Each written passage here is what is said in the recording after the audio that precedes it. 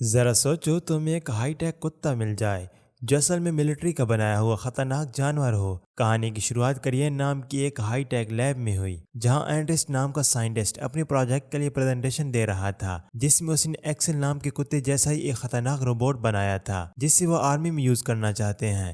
اس کے بعد ہم نے دیکھا کہ ایک بائک ریس کے دوران مائلز ہل نام کے ایک لڑکے کی بائک کی چین ٹوٹ گئی، جس کے بعد وہ بیچارہ ہار گیا۔ ریس کے بعد ونرز کو وہ جشن مناتے دیکھ کر بہت غصے میں تھا۔ مائلز اور اس کے پتا بہت غریب تھے، اس لیے انہوں نے ونر کے پاس جا کر ایک ایکسٹرا چین مانگی۔ ان کا ونر سیم تو انہیں چین دینے کے لیے بالکل تیار تھا، لیکن اس کے باپ نے بڑی بدتمیزی سے منع کر دیا۔ اس کے بعد دونوں باپ بیٹا بہت اداس بیٹھے تھے، پر تبھی اچانک سارا نام کی ایک لڑکی نے آ کر چین دی جو اس نے سیم سے ہی چرائی تھی۔ جلدی سے اپنی بائک میں چین لگا کر وہ اپنی اگلی ریس کے لیے تیار ہو گئے۔ سیم اور مائلز کے بیچ مقابلہ ٹکر کا چل رہا تھا، پر مائلز کسی طرح اہم موقع پر ریس جیت گیا۔ ریس کے بعد سیم نے مائلز کو جیتنے کی مبارک دی اور ایک پارٹی کے لیے انوائٹ بھی کیا۔ مائلز نے پہلے تو آنے پر منع کر دیا، لیکن پھر اس کے پتا کے کہنے پر وہ بھی مان گئے۔ ادھر کریان لیب سے ایک روبوٹک کتا بھاگ گیا تھا، جس کے بعد اینڈس نے ایک سرچ ٹیم کو اس سے ڈھونڈنے بھیجا، لیکن تب تک ایکسل شہر کے پاس پہنچ گیا تھا۔ ادھر پارٹی میں سیم مائلز کو ایک گراؤنڈ میں لے کر گیا جہاں اس نے ہوا بازی کرتے ہوئے خراب گاڑی کو آگ لگا دی اور اس کے دوست کھڑے ان سب کی ویڈیوز بنا رہے تھے۔ مائلز کو بالکل پسند نہیں آیا، اسی لیے وہ گھر میں واپس آ گیا جہاں پر اس نے بہت ساری بہترین بائکس دیکھی۔ اتنے میں وہ چین دینے والی لڑکی سارا بھی وہاں آ گئی، جس کے بعد انہوں نے ساتھ بیٹھ کر ڈھیر ساری باتیں کی۔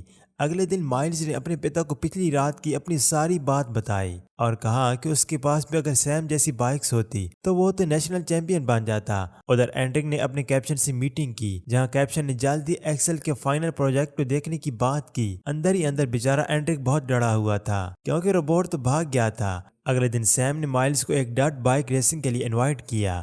ٹریک پر جا کر سیم نے مائلز کا دھیان بھٹکا دیا تاکہ اس کے دوست مائلز کی بائک کے فیول ٹینک میں ملاوٹ کر سکیں۔ لازمی سی بات ہے کہ ریس شروع ہونے کے کچھ ہی گھنٹوں بعد ہی مائلز کی بائک خراب پڑ گئی، جس کی وجہ سے وہ نیچے گر پڑا۔ سیم اور اس کے دوستوں نے مائلز کو چڑھانے کے لیے اس کی ویڈیوز بھی بنا لی اور اس کے بعد وہ بیچارہ مائلز کو اکیلا چھوڑ کر وہاں سے چلے بھی گئے۔ اس نے ٹینکی خالی کر کے بائک میں پیٹرول تو بھرا، پر بھی بائک سٹارٹ نہیں ہوئی۔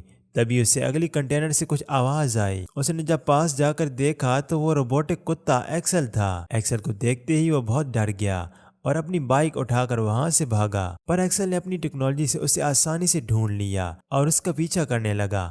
مائلز اپنی پوری جان لگا کر وہاں سے بھاگنے کی کوشش میں تھا، لیکن تبھی اس نے دیکھا کہ ایکسل اس کا پیچھا کرتے کرتے نیچے گر گیا۔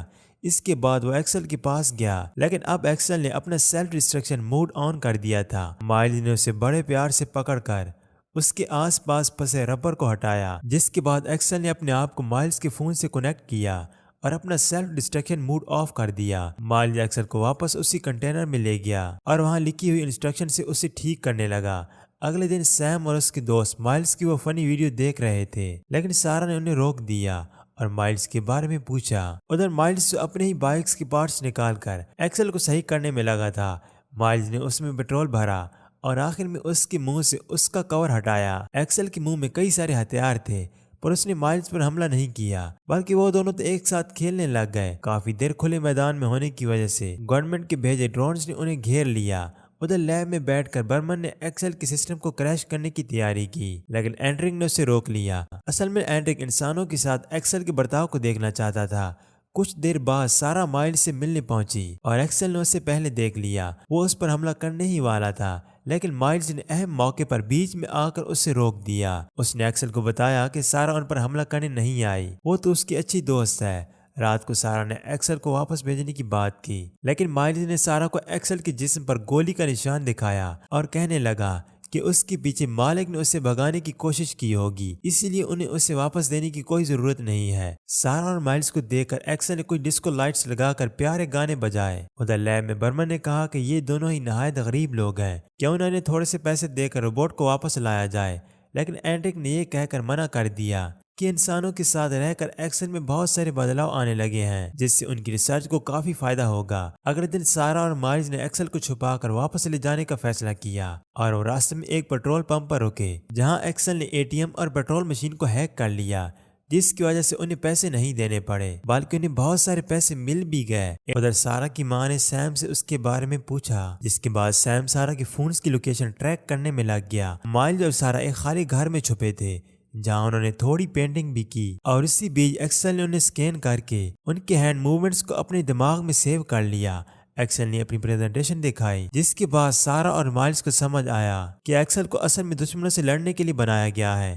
ایکسل نے مائلز پر بھروسہ کر کے اس سے اپنی بایو میٹرک چپ نکال کر دی۔ اسی طریقے سے اس نے اپنے آپ کو مائلز سے پرماننٹلی کنیکٹ کر لیا۔ یہ سب دیکھ کر برمن بہت غصہ ہوا اور اینڈریو کو یہ سب روکنے کو کہا۔ تبھی سیم بھی وہاں پہنچ گیا اور سارا کے ساتھ بدتمیزی کرنے لگا۔ پھر مائلز نے ایکسل کو اس پر چھوڑ دیا اور ایکسل نے ایک ہی بار میں سیم کو نیچے گرا دیا۔ ایکسل سیم پر حملہ کرنے ہی والا تھا کہ مائلز نے اسے اہم موقع پر روک دیا۔ یہ سب دیکھ کر ایکسل مائلز کے سبھی آرڈر کو مان رہا تھا، لیکن برمن اس سب سے کافی پریشان تھا۔ سیم کے وہاں سے جانے کے بعد سارا کو مائلز پر بہت غصہ آیا، کیونکہ سارا کی ماں اصل میں سیم کے پریوار کے لیے کام کرتی تھی۔ جس کے بعد وہ دونوں ایکسل کو چھوڑ کر مائلز کے پتا کے پاس گئے۔ ادھر رات کو سیم اپنے دوستوں کے ساتھ اپنی بے عزتی کا بدلہ لینے پہنچا۔ ایکسل چاہتا تو انہیں مار سکتا تھا، لیکن مائلز ایک آرڈر کے مطابق اس نے ان پر حملہ نہیں کیا۔ سیم نے ایکسل سے بدلہ لینے کے لیے زمین پر بہت سارا پیٹرول گرا کر، اور اس کا ایک دوست ساری گھٹنا کو سوشل میڈیا پر لائیو دیکھ رہا تھا۔ ادھر مائلز کے گھر پر اس کے پتا نے ایکسل کو واپس ملٹری کو دینے کو کہا۔ تبھی سارا نے فون پر سیم کی لائیو ویڈیو دیکھی۔ سارا اور مائلز فوراً وہاں سے نکلے، پر وہ بایو میٹرک سینسر گھر میں ہی بھول گئے۔ ادھر لیب میں دونوں سائنٹسٹ سب کچھ دیکھ رہے تھے، لیکن بیچارے کر ہی کیا سکتے تھے۔ جب تک سارا اور مائلز کے پاس پہنچے تب تک بہت دیر ہو چکی تھی۔ انہوں نے کسی طرح ایکسل کو جگایا اور اسے ٹرک میں ڈال کر ایک 3D پرنٹنگ پریس میں لے گئے، جہاں اس نے اس کے سارے پارٹس کو ڈیزائن کیا اور اس کی باڈی میں فکس کر دیا۔ جس کے بعد ایکسل کے سسٹم نے میسج دیا کہ اس کا ہارڈ ویئر تو ٹھیک ہو چکا ہے، بس سسٹم ریسیٹ ہونے میں 2.5 گھنٹے لگیں گے۔ اس سب کا انتظار کرتے ہوئے سارا اور مائلز ایک دوسرے کے کافی قریب آئے۔ ادھر ایکسل کے آن ہوتے ہی اینڈریو کو ان کی لوکیشن کے بارے میں پتہ چل گیا اور اس نے کچھ گورنمنٹ ایجنٹ کو انہیں پکڑنے کے لیے بھیجا، اور جیسے ہی وہ ایکسل پر کور لگانے والے تھے ایکسل کا سسٹم ایکٹیویٹ ہو گیا۔ اس نے فوراً ان پر حملہ کر دیا۔ تبھی ایکسل کی ساری میموری لوٹ آئی اور اس کے سر پر سیم سے بدلہ لینے کا خون سوار ہو گیا۔ وہ سیم سے بدلہ لینے کے لیے ترنت وہاں سے بھاگا۔ سارا اور مائلز بھی اس کا پیچھا کر رہے تھے۔